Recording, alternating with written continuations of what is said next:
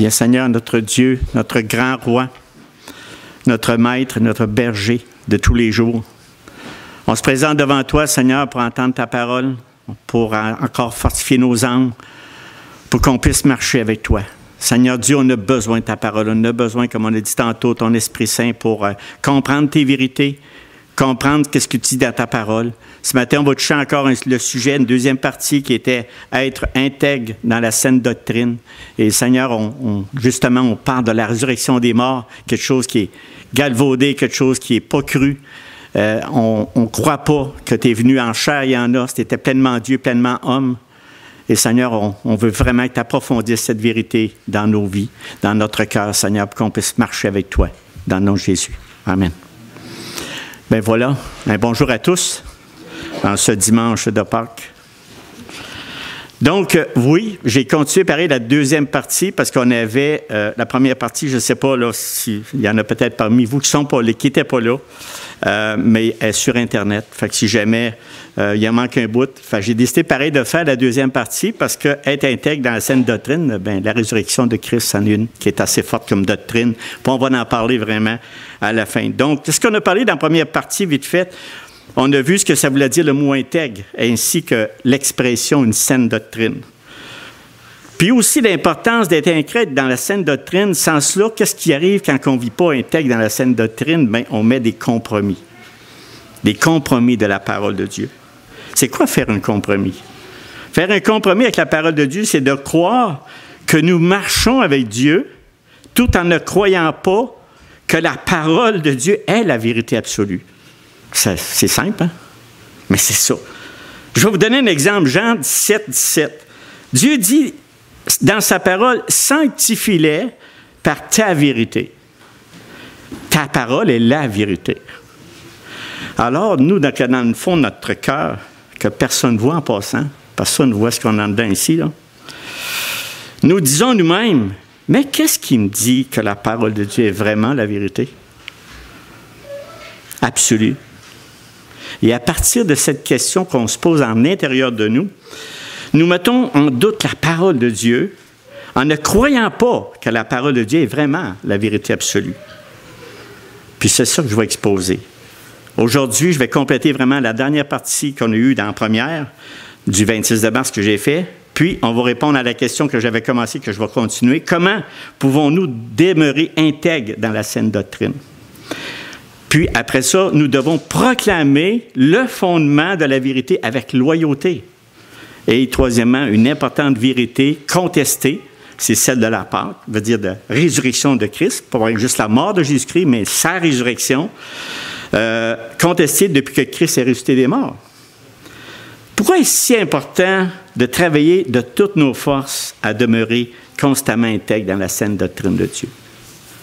Vous savez, hier, puis je le répète parce que c'est quelque chose que j'ai fait dans l'autre message, hier, aujourd'hui et demain, notre société dans laquelle nous vivons prône à chaque jour et avec vigueur, la nécessité de faire des compromis sur des valeurs morales instituées et écrites par Dieu dans les Saintes Écritures.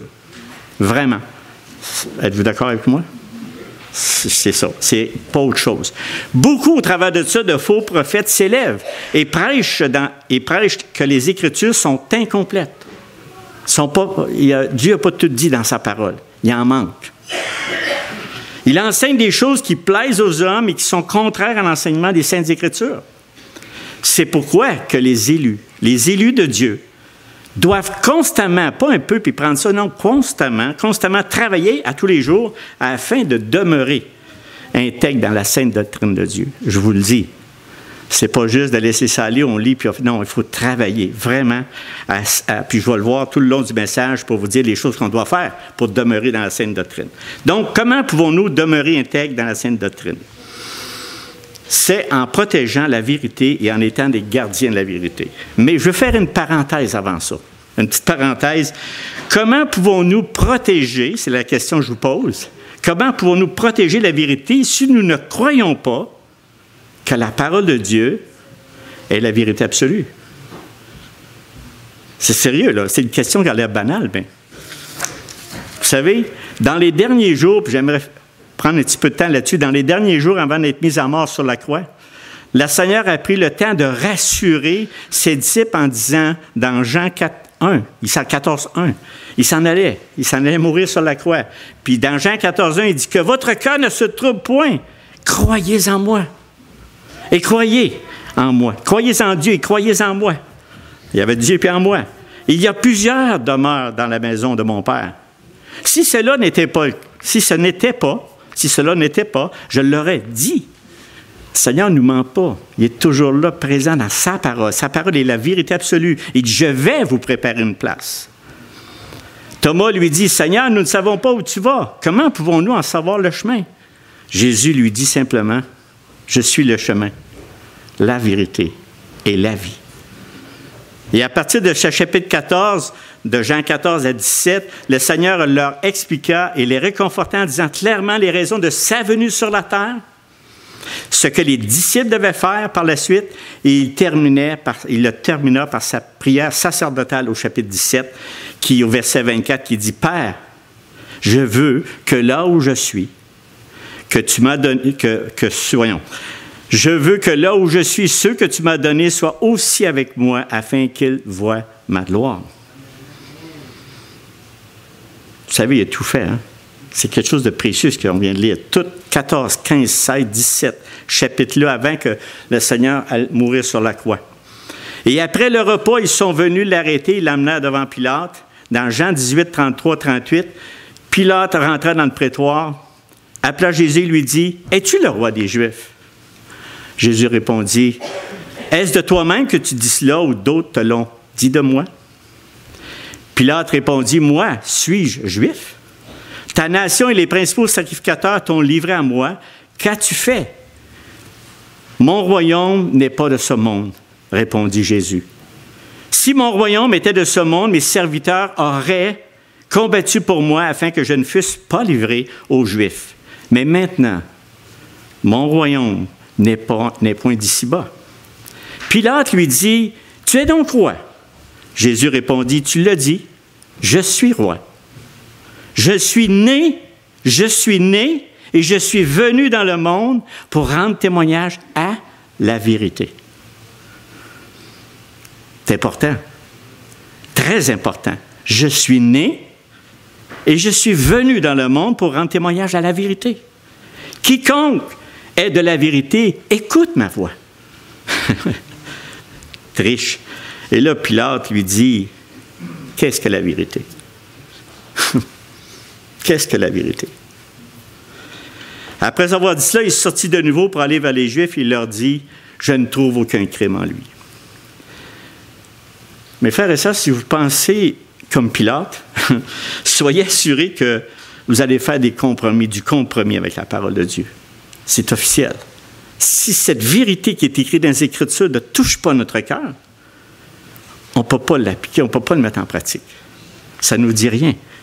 On fait comme Pilate. Qu'est-ce que la vérité? Puis c'est pour ça que la société prône.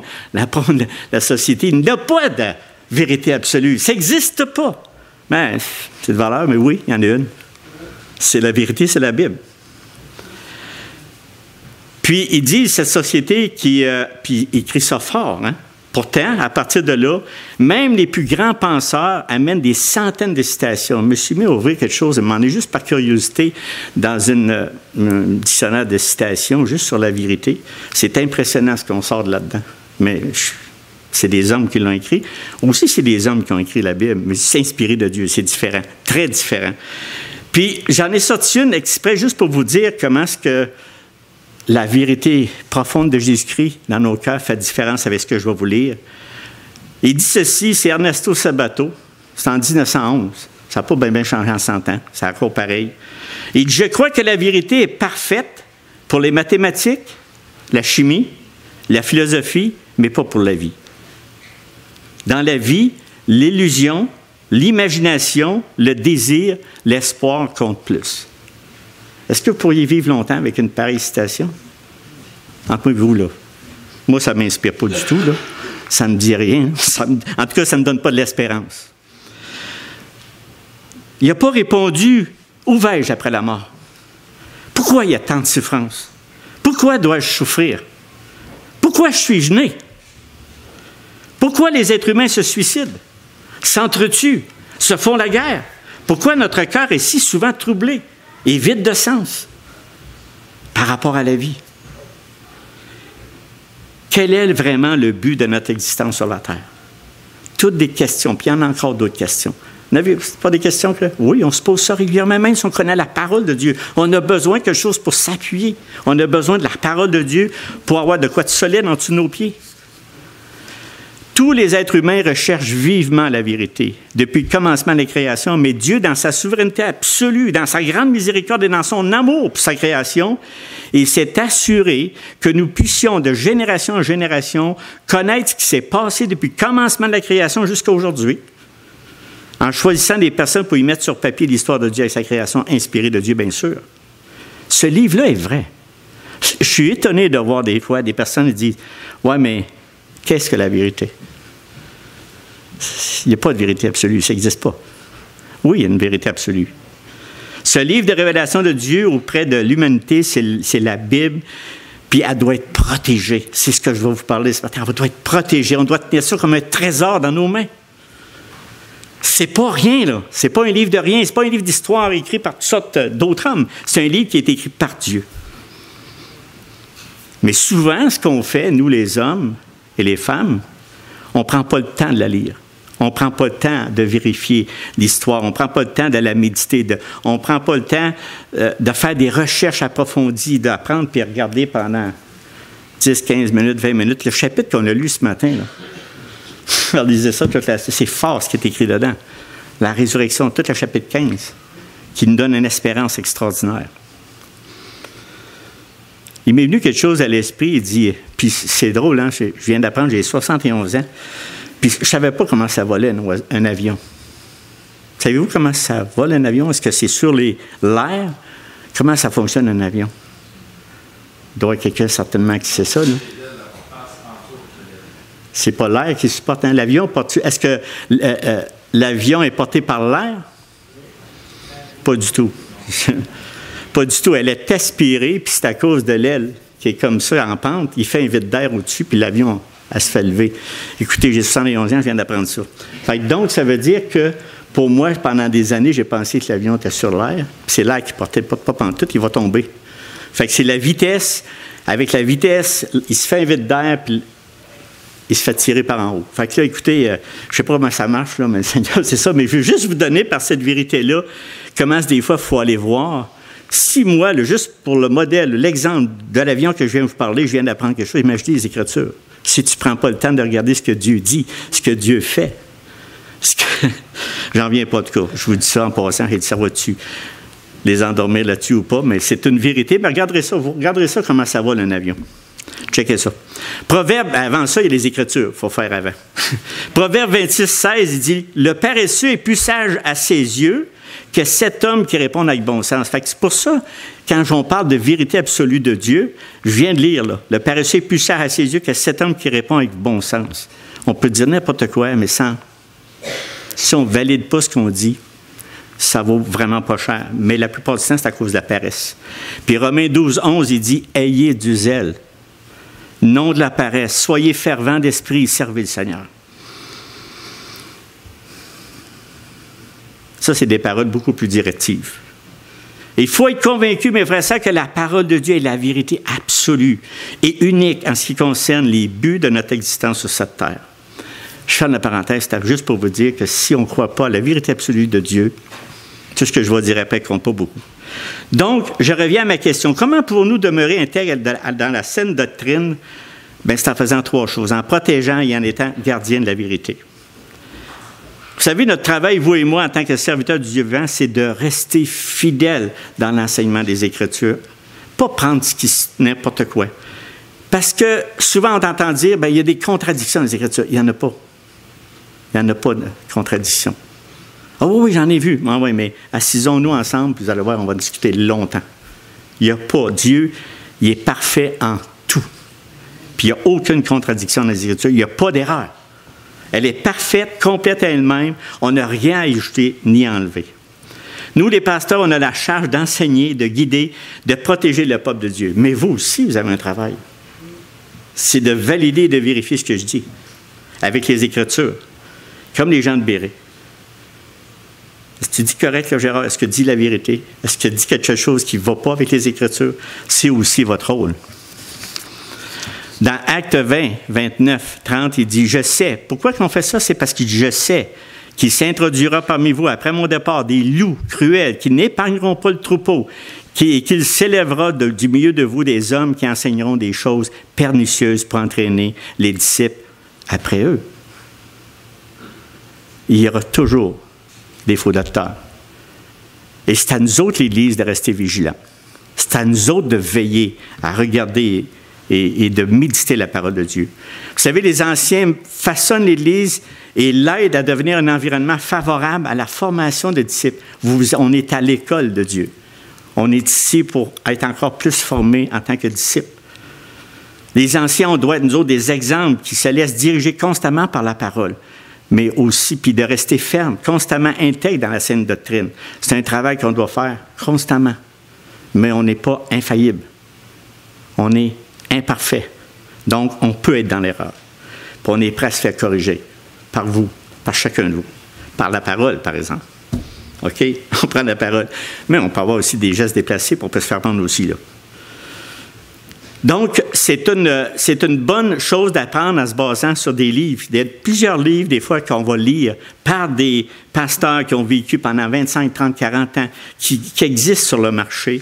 Ça, c'est vrai. Il n'y a rien contre ça. Il n'y a rien. Mais le meilleur, puis même, il y a des enseignements qui se font sur Internet, que j'ai parlé la dernière fois, mais discerner ce qui se dit. Regardez ce qui se dit. Ce qui se dit, est-tu vrai? Est-ce que c'est vraiment corrobore avec la vérité? J'ai rien contre ça. Mais le meilleur de tout, c'est ce qu'on fait ce matin. Pas pour moi, là, je ne veux pas valoriser ma personne, ce n'est pas ça le but. C'est de, ensemble, comme on fait ce matin, de regarder la vérité divine, et puis de l'entendre, de l'écouter, de laisser Dieu travailler dans vos cœurs par l'Esprit Saint, puis vous repartez avec ça. C'est toujours, comme on dit, c'est pas du virtuel. Tu sais, le virtuel, le livre, tu le lis, mais c'est pas comme chacun de nous, qui vivons les uns avec les autres, qui nous pardonnent les uns les autres, qui nous, tu sais, on prie les uns pour les autres. Mais c'est vivant, là. Non? C'est vivant, ça, là. L'Église locale est le milieu naturel pour les relations de formation de disciples, tout simplement parce que c'est là, vous et les pasteurs, et les anciens, et toutes les personnes qui marchent avec le Seigneur. Les frères et sœurs qui ont été édifiés et fortifiés dans la parole de Dieu sont capables de discerner la vérité de l'erreur. Mais ça prend un effort. Il faut travailler. On a le devoir, pour notre bien spirituel, de s'assurer que nos anciens vivent en conformité des principes bibliques. Fait que vous avez un rôle à faire, hein? Vrai? Je suis content que vous soyez là. C'est ça. De cette façon, nous pouvons protéger la vérité. C'est le même qu'on la protège. Il y a trop d'églises, des fois, qui se laissent des enseignements complètement farfelus. Je vais vous en lire un tantôt, complètement farfelu. Un exemple pour que vous puissiez comprendre. Puis, c'est nous, en étant gardiens de la vérité, on doit le dire. Pas nous laisser aller dire des niaiseries, là, des choses qui n'appartiennent pas à l'Éternel, des choses qui n'appartiennent pas à la vérité de Dieu.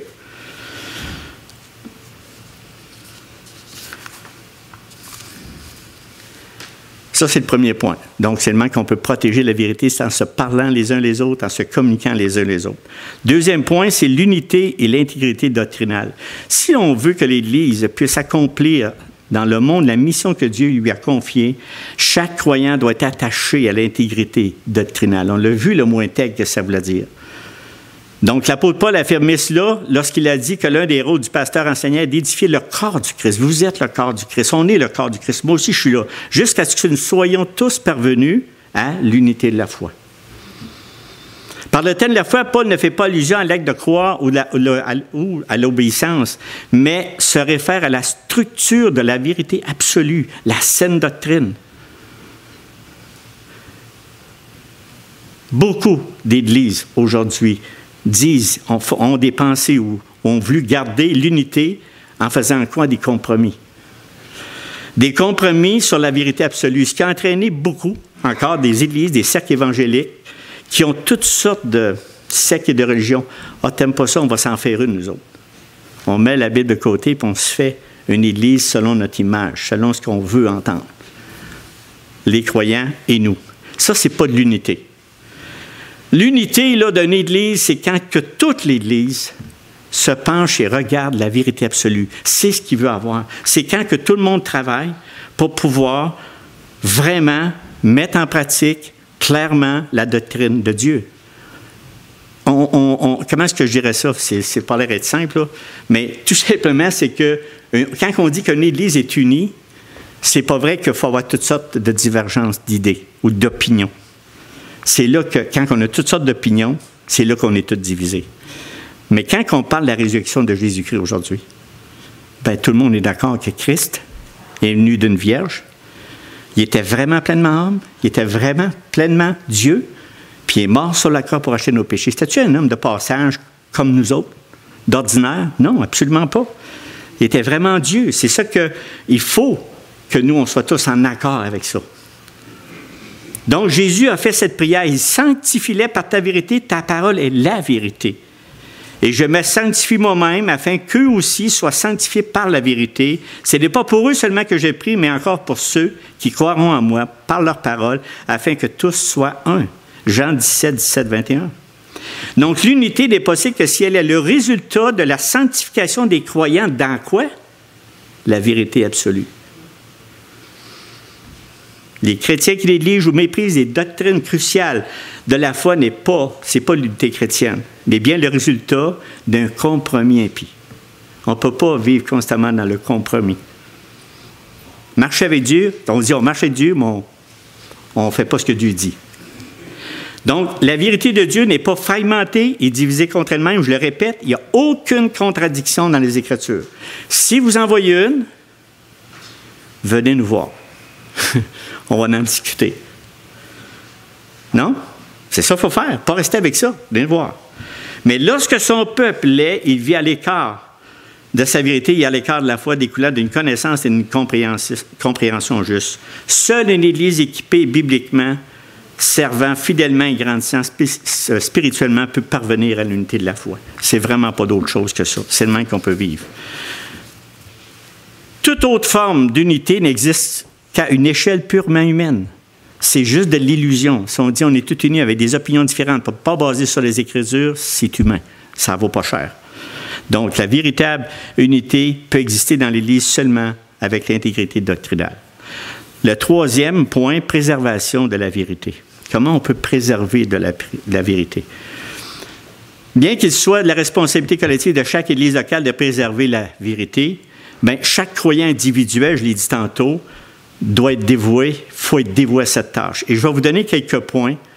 Il faut la croire, mes frères et sœurs. Il faut la croire, le premier.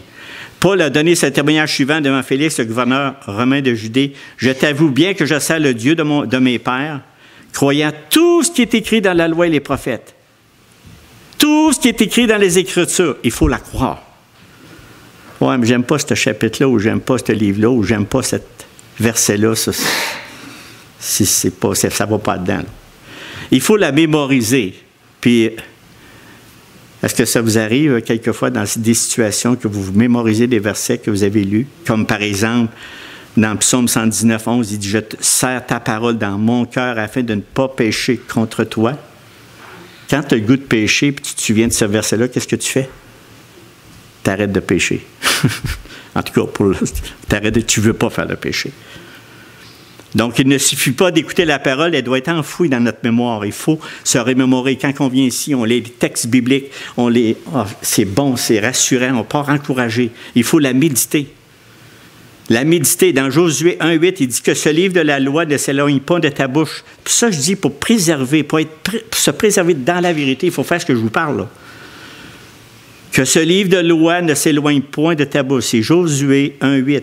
Médite-le jour et nuit pour agir fidèlement selon tout ce qui est écrit, car c'est alors que tu auras du succès dans tes entreprises. C'est alors que tu réussiras au point de vue spirituel, au point de vue de la connaissance de notre Dieu vivant. Dans Psaume 119, 97, il dit « Combien j'aime ta loi! Elle est tout l'objet de ma méditation. » Il faut l'étudier. L'étudier, c'est efforce-toi de te présenter devant Dieu comme un homme éprouvé, un ouvrier qui n'a point rougé, mais qui dispense droitement de la parole de la vérité. qui dispense droitement la parole de la vérité. Il faut lui obéir. Pas juste de l'étudier, mais il faut lui obéir. Heureux ceux qui écoutent la parole de Dieu et qui la gardent. Si vous demeurez dans ma parole, vous êtes vraiment mes disciples. Ça ne sert à rien d'écouter la parole, la mémoriser, la méditer, l'étudier si on lui obéit pas. Il faut obéir. Il faut la défendre. Il faut la défendre, mes frères et sœurs, parce que il y en a des faux docteurs, puis il y a des personnes qui vont vous dire, mais non, regarde, ça ne marche pas, là. Mais l'as-tu lu dans les Écritures? Non, mais ça ne marche pas, ton affaire. Oui, mais c'est écrit dans la parole. Il faut la défendre. C'est la parole de Dieu qui a le pouvoir. C'est lui qui a toute la notoriété. C'est la vérité absolue.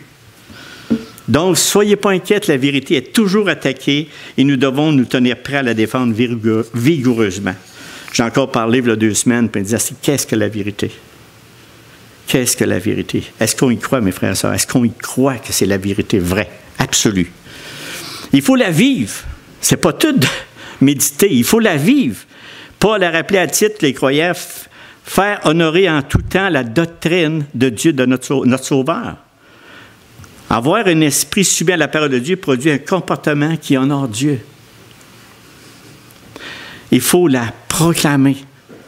Et on va arriver dans le dernier point, on arrive à ça, il faut la proclamer. Ce que je veux dire par là, c'est quand tu as une vérité dans ton cœur remplie complètement de la parole de Dieu, bien, tu la proclames, tu le dis. On va le dire après-midi, on est la journée de la Pâque. Il est ressuscité. Pas juste mort, il est mort vendredi. Mais la bonne nouvelle, c'est qu'il est ressuscité. On l'a bien chanté tantôt, on l'a vraiment proclamé. Quel privilège pour nous de soutenir la vérité qui nous a été donnée par le Seigneur. C'est un grand privilège. Est-ce qu'on le prend au sérieux? Est-ce que vraiment on le fait? Que chacun de nous soit trouvé fidèle dans ce devoir au quotidien et qu'en maintenant l'intégrité de la parole de Dieu, nous affermissons par le fait même notre propre intégrité devant le Seigneur. C'est important d'être intègre. C'est non négociable. Il n'y a pas de compromis avec la parole de Dieu. On marche avec ou on ne marche pas. Donc, maintenant, on va aller au deuxième point que j'ai parlé. Nous devons proclamer le fondement de la vérité avec loyauté. La parole de Dieu est une vaste et intéressable source de vérité spirituelle. Parmi toutes ces vérités, qu'est-ce que l'Église doit absolument soutenir et proclamer? Bien, dans 1 Timothée 3,16, c'est écrit ceci. Dieu a été manifesté en chair, justifié par l'Esprit, vu des anges, prêché aux nations, cru dans le monde, élevé dans la gloire. Donc, le message que nous proclamons n'est autre que Jésus-Christ. Il n'y a pas d'autre chose. Il est au cœur de ce que nous enseignons et prêchons. Aujourd'hui, il est ressuscité des morts. On fête ça, on ressuscité des morts. Mais il n'y a rien d'autre si Christ n'est pas dans notre vie. Il n'y a rien d'autre. Il n'y a absolument rien d'autre. De nos jours, il arrive souvent que des prédicateurs, des enseignants affirment que le simple message de l'Évangile que je viens de vous dire, que Christ est mort, ressuscité des morts, il a racheté nos péchés, puis qu'il nous a donné la vie éternelle, puis il va nous ressusciter en marchant avec lui. Ça, c'est les bonnes nouvelles. Puis là, il affirme que ce message c'est pas assez complet. Là. Il y a d'autres choses. Il faut que je remette d'autres affaires. On adapte toutes sortes de petites cultures pour la rendre plus attrayante. Ah non, les amis, cassez-vous pas la tête avec le péché. Pas grave, là. Non, le Seigneur est mort pour nos péchés. Ça veut dire quoi? On peut faire la vie qu'on veut, puis sans problème, on continue à pécher. Ben oui, mais il est mort, puis il vous a racheté. Oui, mais il y a d'autres choses là-dedans. Là. Lis toutes les Écritures. Lis toutes les paroles, puis il dit, repens-toi. On a prié tantôt, on est encore pécheurs. Mais grâce à Dieu, il est mort pour nous. Il nous a racheté. Il n'y a aucune condamnation à celui qui est en Jésus-Christ. Oui, vrai. Mais quand on pêche, on dit, Seigneur, pardonne mon péché. Et là, il nous revient. Tu sais, on revient à la vie. On était à la vie, mais on se sent pardonné, on se sent écouté. Fait que c'est pas vrai là, que ça n'existe pas. J'ai sorti un extrait ici pour vous dire de ce que je suis en train de vous parler. Comment est-ce que ça peut être... comment est-ce qu'on peut être séduit des fois puis dire « Hey, ça c'est fort, c'est tellement une belle révélation que la personne a eue. » Mais il y en a foule, hein? Puis je veux juste vous montrer parfois comment est-ce que c'est subtil. C'est un livre que j'ai pris, je veux dire, c'est un extrait du livre « Spiritualité en crise ». À la page 249, c'est James Ryle raconte qu'une nuit, il s'est réveillé après avoir fait un rêve étrange. qui a alors entendu le Seigneur lui dire, « Je suis sur le point d'accomplir quelque chose d'étrange et de nouveau dans mon Église. » Ça serait comme si un homme amenait un hippopotame dans son jardin. Songe un peu à cela. Lui, il sait que c'est ça qu'il a attendu du Seigneur. Donc, Ryle a effectivement songé et en a conclu que Dieu lui annonçait qu'il allait rétablir par son Saint-Esprit la puissance de sa parole prophétique dans des églises. Par présomption, ne lui accorde plus aucune place. Bon. Là, Ryle y rajoute, l'hippopotame dans le jardin représente non seulement ce que Dieu fera d'insolite sur le plan prophétique à l'intérieur de l'Église, mais il annonce aussi la voix prophétique que Dieu fera entendre dans le monde par son Église, ramenant la grande mission des derniers jours. Puis là, Ryle, il cite le verset Actes 2, 17, 21. Vous pourrez le lire parce qu'il est un peu plus long, mais il cite ça pour donner du poids. Il prend l'Écriture pour donner du poids à ce qu'il vient de dire. Puis là, il dit un vaste mouvement prophétique inspiré par le Saint-Esprit au sein de l'Église, au cœur même du monde, entraînant une grande moisson d'âmes. Voici ce que représente l'hippopotame dans le jardin. Autrement dit, Ryle annonce que l'esprit de prophétie va venir, tel un animal pesant sur l'Église tout entière afin de faire de la révélation prophétique quelque chose d'ordinaire et d'inaugurer une nouvelle vague de renouveau. Vous n'êtes pas étourdis, là? Moi, je le suis. Quand cela se produira, cela paraîtra aussi invraisemblable et déplacé et perturbateur que si un homme venait proclamer que si un homme venait promener un hippopotame dans un jardin entretenu avec soin. Ryle est convaincu que c'est Dieu qui lui a annoncé cette prophétie. En tant qu'auditeur, comment vous trouvez ça? Pas superflu. C'est complètement... Oui, il y a de la prophétie. Oui, Christ va revenir. Oui, il va établir son royaume. On a tous parlé de ça, mais on doit-tu s'accrocher à ça? Il a sorti un verset, là, Actes 2, 17, 21, qui rassemble là-dedans, mais toute l'histoire de l'hippopotame fait quoi? C'est quoi l'hippopotame là-dedans? Donc, il y a des choses qu'il faut ramener à son plus simple expression. Qu'est-ce que ça veut dire? Oui, la prophétie est déjà là. Christ est mort, il va revenir. Il y a une prophétie, il va venir nous chercher, il va nous préparer une place. C'est la vérité. Aussi simple que ça. Oui, on vit dans un monde perturbateur avec toutes sortes de choses farfelues. Et c'est là qu'il faut faire attention. C'est là qu'il faut dire, wow, wow, wow, wow. On prend où est-ce qui est mon fondement de la vérité et la loyauté envers les Écritures? Qu'est-ce que la personne qui dit là, as-tu un rapport avec vraiment ce que je crois, avec la vérité absolue? Puis moi, je dis, quelle arrogance de penser qu'un instrument humain, imparfait et pécheur, puisse parfaire le message de Dieu. Il dit, regarde, juste pour complet, avec mon hippopotame, on va mieux. On va pouvoir attirer des âmes à moi. Regardez, réveillez-vous. Qui réveille nos esprits? Qui réveille notre âme? C'est Christ. C'est lui qui va ranimer notre vie. C'est lui qui ranime notre esprit. C'est lui qui donne la vie éternelle. La vie est en lui. Mais quelle arrogance les hommes puissent prendre toutes sortes de farfelus de rêves pour arriver de mettre ça dans les Écritures. Ou prendre des Écritures et les mettre avec leurs rêves. Vous me suivez? Ça ne fonctionne pas. L'Évangile est prêché avec clarté à des hommes et des femmes pécheurs et le Saint-Esprit régénère au moment opportun ceux que Dieu a choisis. Ça, là, il y a juste lui qui peut faire ça. Il n'y en a pas d'autre. Ne prenons pas pour acquis qu'on peut faire ça, là. Non. Dieu seul peut le faire. Donc, l'apôtre Paul savait que la foi salvatrice qu'il était appelé à prêcher ne pourrait jamais être produite ou améliorée par sa propre sagesse. Paul le savait, ça. 1 Corinthiens 1, 23, 25, il dit ceci, « Les Juifs demandent des miracles et les Grecs cherchent la sagesse. Nous prêchons, nous prêchons Christ crucifié. Scandale pour les Juifs, folie pour les païens, mais puissance de Dieu et sagesse de Dieu pour ceux qui sont appelés, tant Juifs que Grecs. Car la folie de Dieu est plus sage que les hommes et la faiblesse de Dieu est plus forte que les hommes. Lorsque je suis allé chez vous, ce n'est pas avec une supériorité de langage ou de sagesse que je suis allé vous annoncer le témoignage de Dieu, car je n'ai pas eu la pensée de savoir parmi vous autre chose que Jésus-Christ crucifié. Ça, c'est le message. C'est vraiment le message.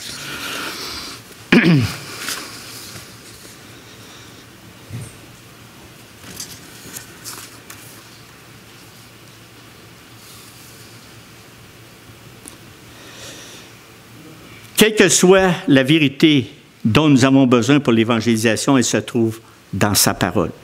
On n'a pas besoin de chercher à midi à 14 heures la seule semence qui produit la vie éternelle. Puis 1 Pierre 1, 22, 23 dit ceci, « Ayant purifié vos âmes en obéissant à la vérité pour avoir un amour fraternel sincère, aimez-vous ardemment les uns les autres de tout votre cœur, puisque vous avez été régénérés, non par une semence corruptible, mais par une semence incorruptible. Par quoi?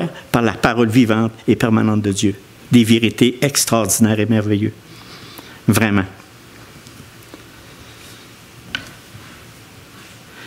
Vous savez, elle est notre nourriture spirituelle. Nous devons être nourris des paroles de la foi et de la bonne doctrine. Cela implique un engagement. On doit en avoir un engagement envers l'autorité et la suffisance de la parole de Dieu. Rien à ajouter, rien à enlever. Elle est complète en elle-même depuis 2000 ans. Il n'y a rien d'autre. La direction d'une Église ne peut être édifiée sur les capacités naturelles individuelles, comme nous les humains, sur le bon sens, sur la sagesse humaine. Elle est édifiée sur la connaissance et la compréhension des Écritures, sur l'engagement vis-à-vis les Écritures, et sur la soumission à l'Esprit Saint qui applique les vérités de la parole de Dieu au cœur et à la vie. Ça vous arrive-tu comme ça, là? Dieu saisit votre cœur puis il vous donne une vérité. Ça, c'est pas bien, ça, c'est bien, il vous donne la conviction. Un homme qui ne s'accroche pas à la parole de Dieu et ne s'engage pas à la vivre, premièrement, il n'est pas préparé à la prêcher, ni à l'enseigner, puis encore moins à la proclamer. Il faut qu'il soit accroché après. La vérité des Écritures doit être tissée vraiment profondément dans notre cœur, dans nos pensées, puis dans nos vies. C'est juste à ce moment-là que la puissance de l'intégrité du dirigeant ou de vous autres, les frères et sœurs, vous allez avoir un impact sur tout le monde autour de vous, y compris vos frères et sœurs, y compris toutes vos familles et tous les citoyens qui sont autour de vous. Tout simplement. Donc, c'est pas un texte supplémentaire. C'est que la Bible, c'est un texte unique. Ces vérités ne sont pas optionnelles, sont vraiment impératives. Non? Vous êtes-vous convaincus de ça? Est-ce que c'est notre cas pour chacun de nous ce matin? Donc, le but du pasteur n'est pas de rendre les Écritures pertinentes pour ses brebis, mais de rendre ces dernières capables de comprendre la doctrine qui devient alors le fondement de leur vie spirituelle. Maintenant, on va prendre la dernière vérité qui est la raison de la fête aujourd'hui. C'est pour ça que je vous dis, gardons l'intégrité, c'est là-dessus, une importante vérité contestée depuis que Christ est ressuscité des morts. La résurrection des morts. Beaucoup de personnes aujourd'hui le fêtent. Il ne représente pas seulement la mort de Christ, mais elle représente aussi une vérité extraordinaire et absolue qui dépasse l'imagination de l'homme. Je vais mettre la femme. Celle de la résurrection de notre Seigneur Jésus-Christ et de la nôtre. Vraiment. C'est pas une belle vérité, ça? Vraiment. Paul dit ici dans 1 Corinthiens 15, 3, 4, il dit « Je vous ai enseigné avant tout, comme je l'avais aussi reçu, que Christ est mort pour nos péchés, selon les Écritures, qu'il a été enseveli, qu'il est ressuscité le troisième jour, selon les Écritures. » Et là, je vais lire le verset qu'on a fait un extrait de ce qu'on a lu ce matin, qui est très important, Corinthiens 15, 11 à 20. Il dit « Ainsi donc, que ce soit moi, que ce soit eux, voilà ce que nous prêchons et c'est ce que nous avons cru. Or, si l'on prêche que Christ est ressuscité des morts, comment quelques-uns parmi vous disent-ils qu'il n'y a point de résurrection des morts? » S'il parlait aux Corinthiens comme ça, là, Paul, pensez-vous que ça n'existe pas encore pour nous autres aujourd'hui? Il se pose les mêmes questions. S'il n'y a point de résurrection des morts, Christ non plus n'est pas ressuscité. Et si Christ n'est pas ressuscité, notre prédication est donc vaine et votre foi est aussi vaine. Il se trouve même que nous sommes de faux témoins à l'égard de Dieu, puisque nous avons témoigné contre Dieu qu'il a ressuscité Christ, tandis qu'il ne l'aurait pas ressuscité si les morts ne ressuscitent point. Car si les morts ne ressuscitent point, Christ non plus n'est pas ressuscité. Et si Christ n'est pas ressuscité, votre foi est vaine. Vous êtes encore dans vos péchés. Et par conséquent, aussi ceux qui sont morts en Christ sont perdus. Si c'est dans cette vie seulement que nous espérons en Christ, nous sommes les plus malheureux de tous les hommes. Mais maintenant, Christ est ressuscité des morts. Il est les prémices de ceux qui sont morts. Vraiment, ces versets-là nous remplissent quelque chose. Hein? Je veux dire, quand tu lis ça, puis tu le relis plusieurs années après, ça nous donne encore une conviction qu'il y avait des contradicteurs qui ne voulaient pas. Ça n'existe pas, là. On va en toucher quelques points ici. Donc, l'argumentation de Paul était extrêmement forte. Puisque Christ est ressuscité, la résurrection des morts est donc possible. Et d'un autre côté, à moins que les hommes en général ne puissent ressusciter, Christ non plus ne l'a pas pu. Donc, les deux résurrections tiennent ou tombent. C'est vrai ou c'est faux. Comprenez? L'une ne peut exister sans l'autre. De plus, s'il n'y a pas de résurrection, l'Évangile est sans valeur et inutile. Qu'est-ce qu'on fait ici? Pas grand-chose. On perd notre temps parce que la plus grande espérance qu'on a sur cette terre, on va tous mourir, puis on a besoin de cette espérance de la résurrection des morts. Vraiment. Pour que Paul parle de cela aux Corinthiens, c'est parce que certains croyants acceptent une partie de la vérité sans accepter l'autre. Puis ça, c'est vraiment de la confusion. Il y a toutes sortes de philosophies que je vais vous parler, de religions païennes, dont plusieurs sont issues. Ça marche encore aujourd'hui.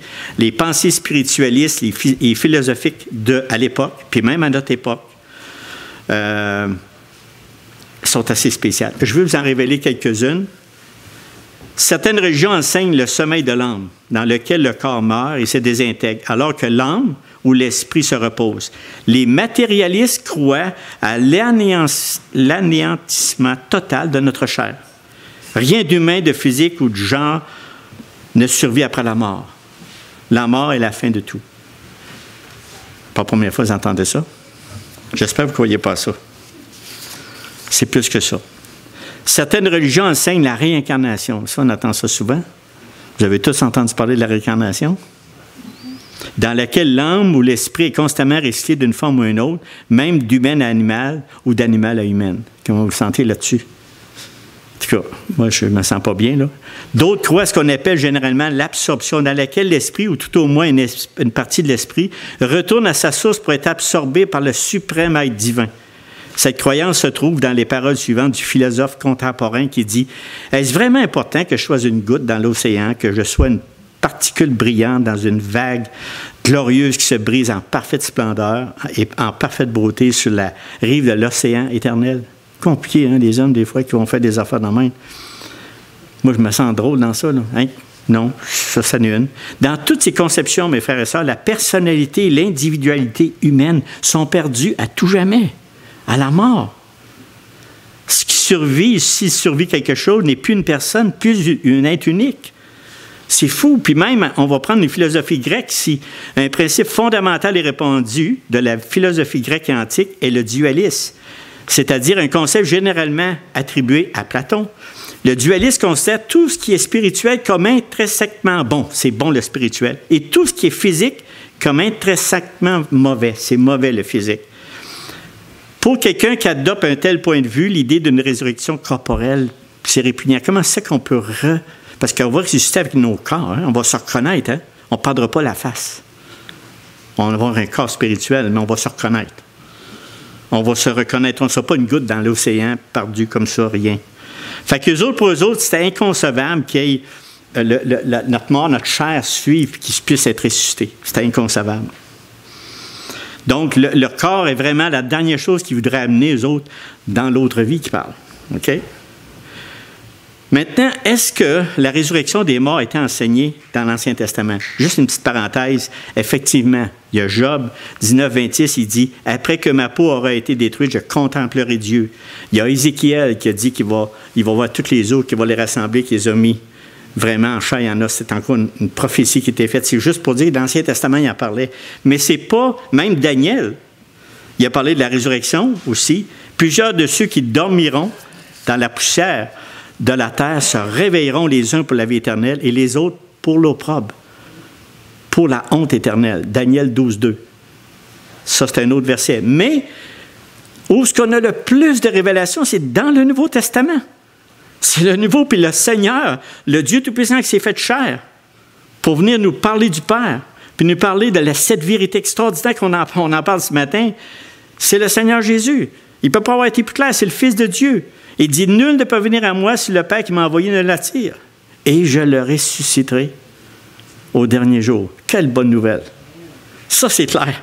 Il a dit à Marthe, dans Jean 6, 44, il dit, dans Jean 11, 25 plutôt, « Je suis la résurrection et la vie.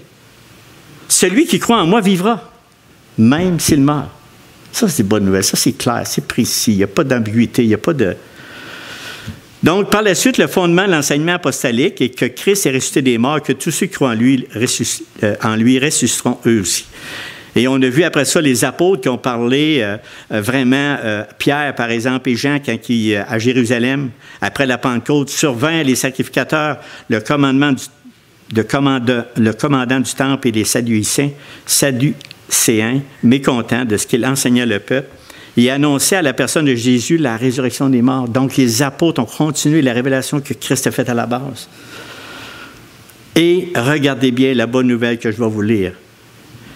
1 Thessaloniciens 4, 13, 18. Ça ne peut pas être plus clair. Ça ne peut pas être plus clair. Nous ne voulons pas, frères, que vous soyez dans l'ignorance au sujet de ceux qui dorment, afin que vous ne vous affligez pas comme les autres qui n'ont point d'espérance. Moi, c'est un verset, des versets que j'aime beaucoup. Thessaloniciens 4, 13, 18. Car si nous croyons que Jésus est mort et qu'il est ressuscité, croyons aussi que Dieu ramènera par Jésus et avec lui ceux qui sont morts. Voici en effet ce que nous vous déclarons d'après la parole du Seigneur, nous les vivants, restez pour l'avènement du Seigneur, nous ne devancerons pas ceux qui sont morts. Car le Seigneur lui-même a un signal donné à la voix d'un archange ou au son de la trompette de Dieu, descendra du ciel et les morts en Christ ressusciteront premièrement. Ensuite, nous les vivants. Aimez-vous ça, ces versets-là, mes frères et sœurs? C'est-tu beau à entendre? C'est-tu doux à votre oreille? C'est extrêmement doux. Il y a vraiment quelque chose après la mort, si on est en Christ. Ensuite, nous les vivants qui seront restés, nous serons tous ensemble enlevés avec eux sur des nuées à la rencontre du Seigneur dans les airs, et ainsi nous serons toujours avec le Seigneur. Et il rajoute la petite phrase assez très importante. Consolez-vous donc les uns les autres par ces paroles. Êtes-vous consolés? Ben, j'espère. J'espère, parce qu'il y a des paroles extraordinaires. Donc, 2 Corinthiens 4, 14, il dit, « Celui qui a ressuscité premièrement le Seigneur Jésus nous ressuscitera aussi avec Jésus. Il nous fera paraître avec vous en sa présence. » Frères et sœurs, les Écritures sont très claires. Si l'on prêche que Christ est ressuscité des morts, pourquoi quelques-uns parmi vous disent-ils qu'il n'y a pas de résurrection des morts? Êtes-vous capable de convaincre quelqu'un, là, tout cet après-midi, là, qu'il y a une résurrection des morts, puis c'est ça que Dieu dit, puis c'est dans la parole de Dieu? Comment pouvons-nous logiquement nier la vérité absolue de la résurrection? Si Christ est ressuscité, la résurrection est évidemment possible pour nous. Et là, je fais un résumé, OK? Dans les versets 13 à 19, l'apôtre démontre que la résurrection est non seulement possible, mais essentielle à notre foi. Et je le répète, il dit, car si Christ ne serait pas ressuscité, notre prédication de l'Évangile n'aurait aucun sens. Notre foi en Christ serait sans valeur. Tous les témoins et les prédicateurs de la résurrection seraient des menteurs. Je serais un menteur, moi, là, ce matin. Tous les hommes seraient encore dans leur péché et tous les croyants du passé seraient irrémédiatement perdus. Et nous serions les plus, quoi? Pitoyables de tous les hommes sur cette terre, avec une pareille. Donc, là, je le dis en résumé vraiment, comment nous, on a vu ce matin, comment pouvons-nous demeurer intègres dans la sainte doctrine? C'est en protégeant, en étant des gardiens de la vérité. C'est en étant parfaitement unis sur l'intégralité doctrinale et en préservant cette vérité-là fort dans votre cœur. Préservez ça, ne vous laissez pas arracher ça par toutes sortes de vents d'histoire, mais gardez-le précieusement dans votre cœur. En agissant ainsi, nous pourrons proclamer la vérité absolue de Dieu en étant loyal et fidèle à la sainte doctrine. Par exemple, la résurrection de Christ. Je vous souhaite vraiment une bonne journée de Pâques. Partagez la belle nouvelle, la bonne nouvelle de Jésus-Christ. Cette précieuse, saine doctrine, précieuse doctrine qui ne doit pas être détruite dans nos cœurs. Mais pour ça, il faut suivre Christ. Il faut marcher avec Jésus-Christ. Le prochain message qu'on va parler sur l'intégrité, c'est comment la vivre. Comment vivre la vérité absolue. Prions. Seigneur, notre Dieu, notre Roi, Ma prière, notre prière ensemble, Seigneur, c'est que tu continues à prendre nos vies dans tes mains, puis la sanctifier jour après jour. Comment on peut la sanctifier jour après jour? C'est par ta parole. Sanctifie-nous par ta parole. La parole est la vérité, est ta vérité. À tous les jours, Seigneur, fais du ménage dans nos vies, fortifie-nous dans nos problèmes, aide-nous à traverser nos fardeaux. Et Seigneur, amène-nous toujours de plus en plus près de toi, en ayant toujours le désir de regarder, de méditer, de lire, de réfléchir de la parole de Dieu, qu'elle puisse être pénétrée dans notre cœur. Merci Seigneur pour ce temps qu'on a, que mes frères et sœurs puissent passer aujourd'hui encore une journée en pensant à toi, en pensant à ce que tu as fait, à ta résurrection des morts. Et puis Seigneur, qu'ils soient bénis dans le nom de Jésus. Amen.